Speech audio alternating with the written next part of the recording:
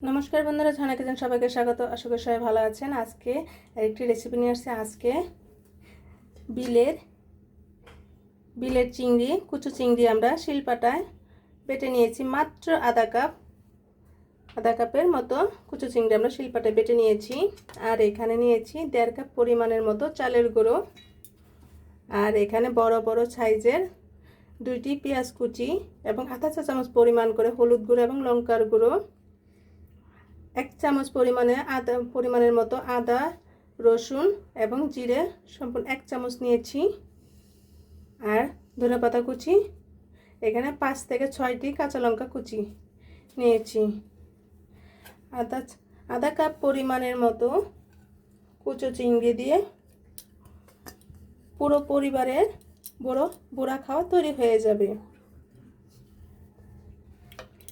আমরা এখানে কুচো চিংড়ি দিয়ে বড়া তৈরি করব। এত টেস্টি এবং খুব মজাদার খাবার, গরম ভাতের সাথে খুবই টেস্ট হয়। আমরা একে একে সবটি উপকরণ দিয়ে দিব এবং প্রয়োজন মতো লবণ দিয়ে ভালোভাবে মাখিয়ে নিতে হবে। একবার হলো এভাবে মাত্র আধা কাপ কুচো চিংড়ি পাটা দিয়ে তৈরি হয়ে যাবে পুরো পরিবারের খাবার। গরম ভাতের সাথে অনেক টেস্ট হয়।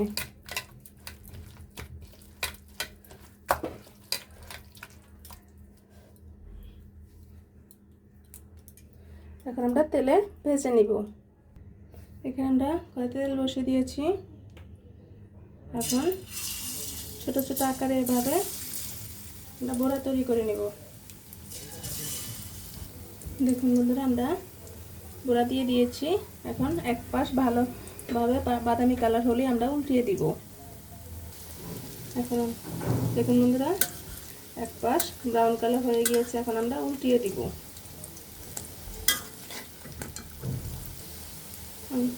উল্টিয়ে নিয়েছি আমি। এখন চুলার আঁচটা মিডিয়াম টু লোতে রেখে ভেজে নিতে হবে। দেখুন বন্ধুরা, বড়াগুলো হয়ে গিয়েছে। মাত্র আধা কাপ চিংড়ি মাছের কুচো চিংড়ির বাটা দিয়ে আমরা পুরো পরিবারের বড়া তৈরি হয়ে যাবে, খাওয়া হয়ে যাবে।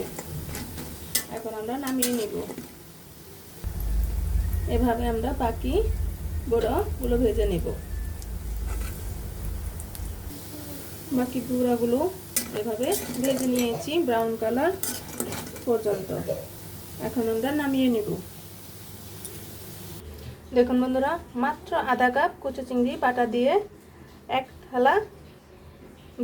থালা বড়া তৈরি হয়ে গিয়েছে এবং অনেক মুচমুচে হয়েছে। আপনার যদি চালের গুঁড়ো হাতের কাছে না থাকে, বেসন অথবা আটা দিয়েও তৈরি করে নিতে পারেন। গরম ভাতের সাথে খুবই টেস্টি হয়, এমনকি পোলাওর সাথেও খেতে পারেন। ভিডিওটি দেখার জন্য ধন্যবাদ। Thank you.